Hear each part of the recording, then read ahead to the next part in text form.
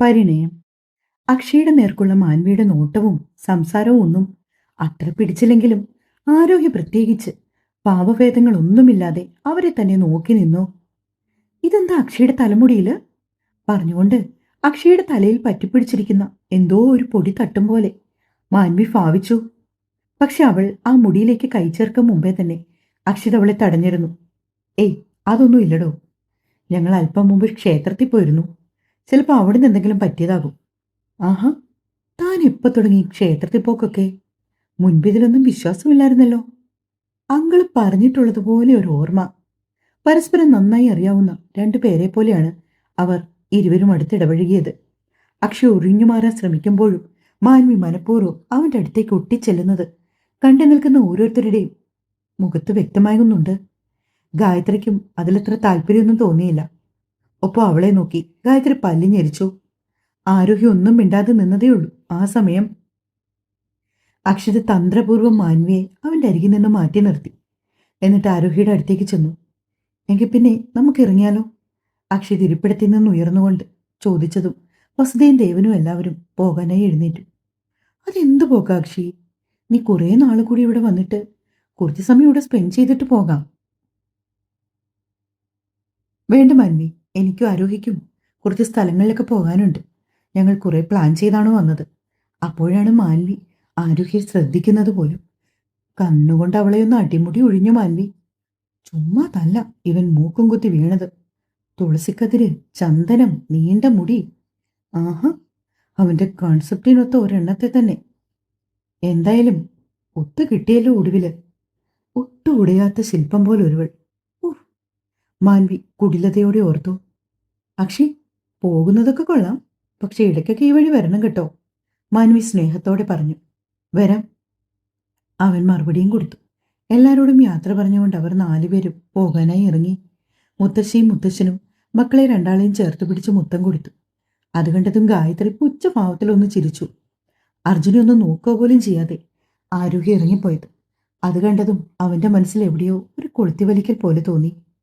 ഇവളെ വിട്ടുകളയാൻ തോന്നിയ നിമിഷത്തെ ഓർത്ത് അവനും വല്ലാത്ത കുറ്റബോധം കൊണ്ട് ചങ്ക് നീറിപ്പിടിഞ്ഞു പോയി.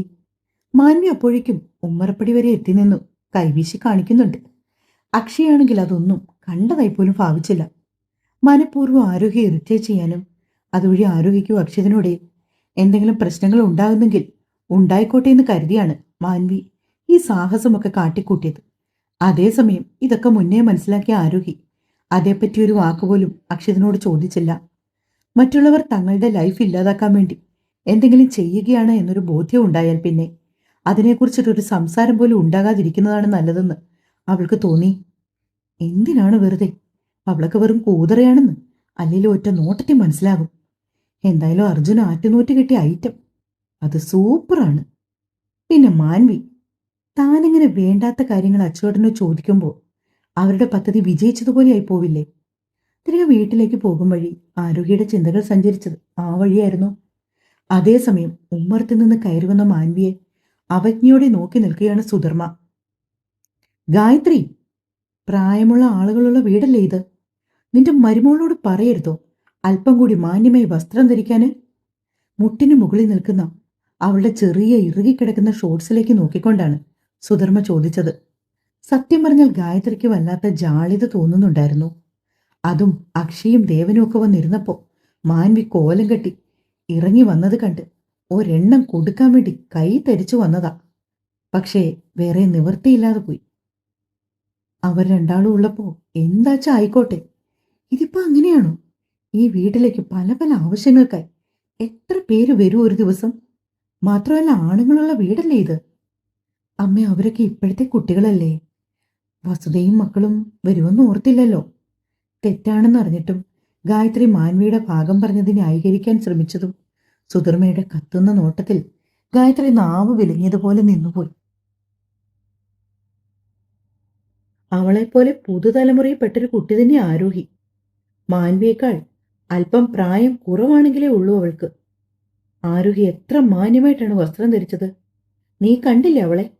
എന്തൊരു ഐശ്വര്യമാണ് എൻ്റെ കുഞ്ഞ്. ഇതുപോലെ സാരിയും ചുറ്റി നടക്കാനൊന്നും ഞാൻ പറഞ്ഞില്ലല്ലോടി നിന്റെ മരുമോളോട്. കുറഞ്ഞത് മറച്ചു വെക്കേണ്ട ശരീരഭാഗങ്ങളെങ്കിലും കാണാത്ത വിധത്തിൽ വേണ്ടേ വസ്ത്രം ധരിക്കാന്? തൂടെയെല്ലാം കാണിച്ചോണ്ടുവന്ന് നിൽക്കുന്നു, നാണംകെട്ട ജന്തു.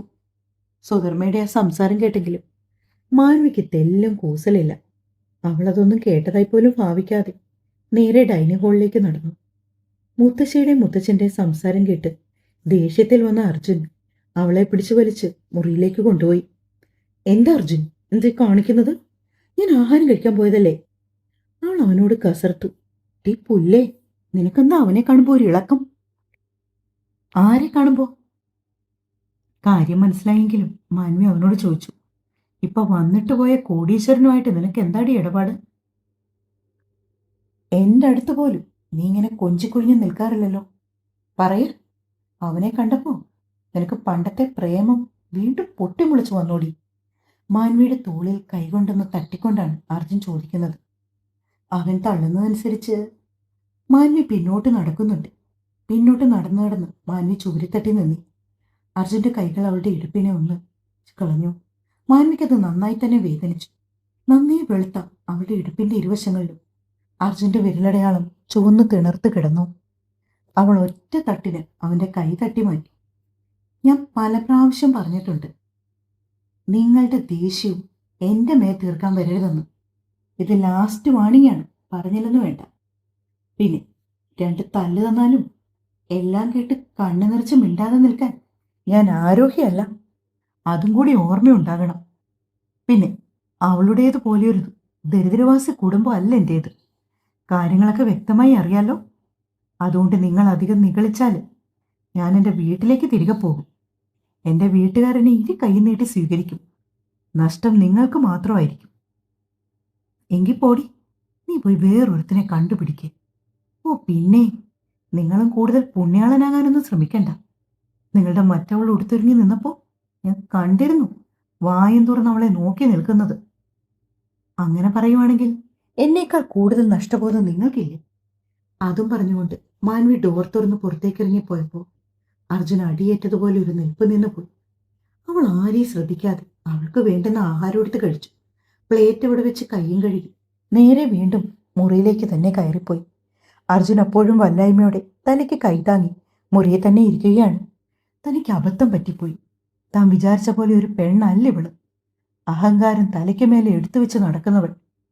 ഈ സമയത്ത് ആരോഹിയും അക്ഷതും വസുതയും ദേവനും തിരികെ വീട്ടിലെത്തിച്ചേർന്നു. മക്കളിരിക്കെ, അമ്മ കുടിക്കാൻ എന്തെങ്കിലും തണുത്ത എടുക്കാം. ഇപ്പൊ ഒന്നും വേണ്ടമ്മേ, കുറച്ച് മുമ്പല്ലേ ആഹാരമൊക്കെ കഴിച്ചത്. അക്ഷയ് അവരോട് സ്നേഹത്തോടെ പറയുകയാണ്. ഇടയ്ക്കിടയ്ക്ക് അവന്റെ കണ്ണുകൾ ആരോഹിയിലേക്ക് പാളി വീഴുന്നുണ്ട്. മാൻവി വന്ന് തന്നോട് അങ്ങനെ അടുത്തിടപഴകിയത് ആരോഹിക്ക് ഇഷ്ടമായിട്ടുണ്ടാകുമോ എന്നൊരു ചിന്ത അവനെ വല്ലാതെ അലട്ടുന്നുണ്ട്. ആരോഹി, താനൊന്ന് വന്നേ, ഒരു കോൾ ചെയ്യാനുണ്ട്. അതും പറഞ്ഞുകൊണ്ട് അവൻ മുകളിലേക്ക് കയറി. അമ്മേ, ചെല്ലുമോളെ, ഓഫീസിലെ ആവശ്യങ്ങൾക്കാകും. പിന്നാലെ ആരോഹി അവന്റെ അടുത്തേക്ക് പോയി.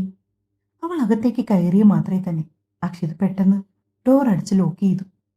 പിന്നെ അവളെയും പൊതിഞ്ഞു പിടിച്ചുകൊണ്ട് ബെഡിലേക്ക് വന്നിരുന്നു.